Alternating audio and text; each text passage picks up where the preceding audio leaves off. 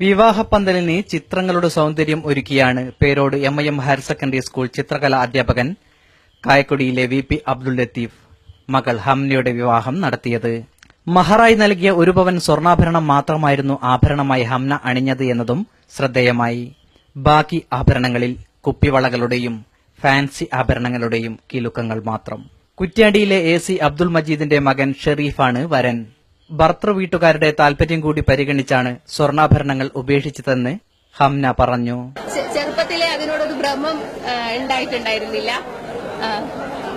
എന്നുവെച്ചാൽ ആഭരണം എന്നുള്ളത് അലങ്കാരത്തിനപ്പുറത്തേക്ക് ആർഭാടാവുന്നത് ആഗ്രഹിച്ചിരുന്നില്ല. അങ്ങനെയാണ് വളർന്നപ്പോഴും ആ ആഗ്രഹത്തിന് മാറ്റുണ്ടായിരുന്നില്ല. അപ്പം കല്യാണ സമയത്ത് ഉള്ള ആഭരണം കൊണ്ടുള്ള ദൂത്ത് എല്ലാവരും പറയും. അപ്പം അത് പ്രാവർത്തികമാക്കിയാൽ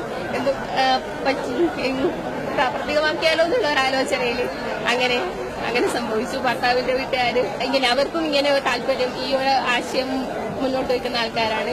അപ്പൊ അതുകൊണ്ട് തന്നെയാണ് ഞങ്ങൾ രണ്ടുപേരുടെയും സന്തോഷത്തോടുകൂടെ ഇങ്ങനൊരു തീരുമാനം എടുക്കാൻ സാധിച്ചു. മഹറായി തന്ന സ്വർണ്ണാഭരണങ്ങൾ മാത്രമായിട്ടുള്ളൂ, ആഭരണങ്ങളായിട്ട് കുറച്ചുണ്ട്. അല്ലാതെ സ്വർണ്ണാഭരണങ്ങൾ മഹറായി തന്നത് മാത്രമേ അണിഞ്ഞിട്ടുള്ളൂ. അബ്ദുൽ ലത്തീഫിന്റെ ഭാര്യാപിതാവ് പുതിയോട്ടിൽ മൂസഹാജിയുടെ കാരിക്കേച്ചർ വരച്ചുകൊണ്ടാണ് സിഗ്നി ദേവരാജ് ചിത്രരചനയ്ക്ക് തുടക്കമിട്ടത്. സംസ്ഥാനത്തെ മികച്ച 15ഓളം ചിത്രകാരന്മാർ ക്യാൻവാസിൽ ചിത്രങ്ങൾ വരച്ചു. ആവശ്യക്കാർക്ക് കാരിക്കേച്ചറുകളും വരച്ചു നൽകി. കുട്ടി ചിത്രകാരന്മാർക്കായി പ്രത്യേക ക്യാൻവാസും ഒരുക്കി.